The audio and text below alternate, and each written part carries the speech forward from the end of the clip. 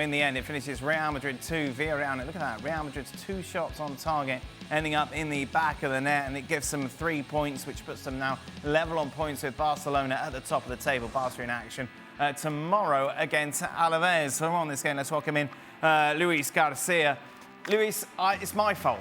I'm going to take the blame for this because I thought second versus third. I liked some of the football we'd seen from Villarreal this season. It was going to be a really good contest. And it was kind of a little bit to start with. And then it just died. Oh.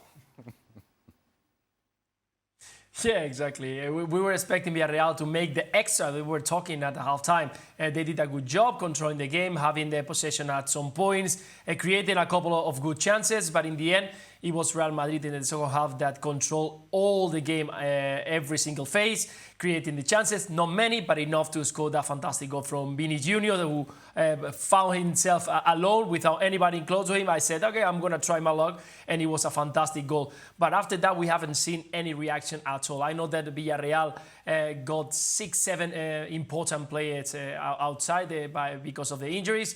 But I think that they could have at least tried to put under pressure Real Madrid, even in the last 20 minutes, even the last 15 minutes. But we didn't see any reaction at all, knowing that, of course, you're going to leave space for Real Madrid to make the runs. But you need to get something from the Bernabeu. And tonight, I think that they're going to go and regret that they didn't even try. So it was a good game for Real Madrid to put pressure upon Barcelona, but a game that we are not going to remember for a long time. No. Vinicius Jr., though, will remember that goal. Great goal.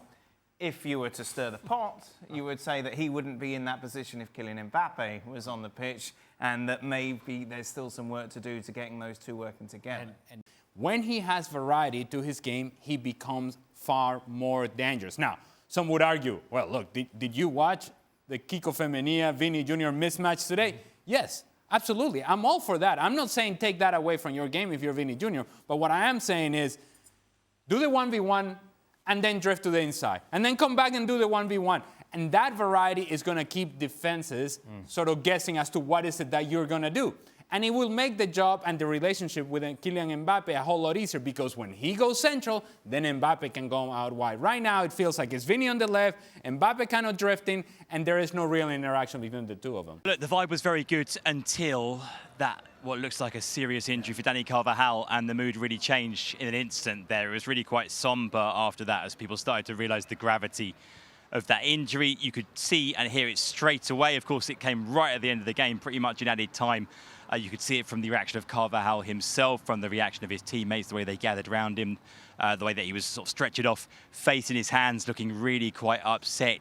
Listening to Carlo Ancelotti speaking in his post-match press conference here, confirming this looks like a serious knee injury for Dani Carvajal. Of course, they haven't had time to do the proper test yet. That will come in the next few hours, Carlo Ancelotti said, but it does look like a very serious knee injury, and that's not good news for Real Madrid. Carvajal, of course, such an important player, a leader, one of the captains, a big part of the dressing room, as well as being a very, very, very good player.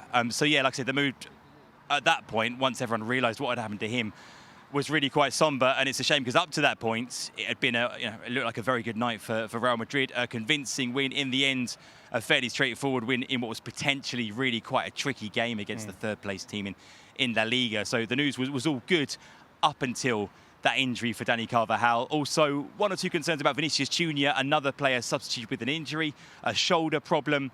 Carlo Ancelotti was asked about that as well. He said, yeah, he's in a lot of pain. He will also undergo tests to find out exactly what's happened there with Vinicius Jr.'s shoulder. Just a reminder, of course, international break coming up. Let's just focus on Vinicius Jr. a little more, shall we, Alex? Grew as this game went on and ended it with a brilliant goal.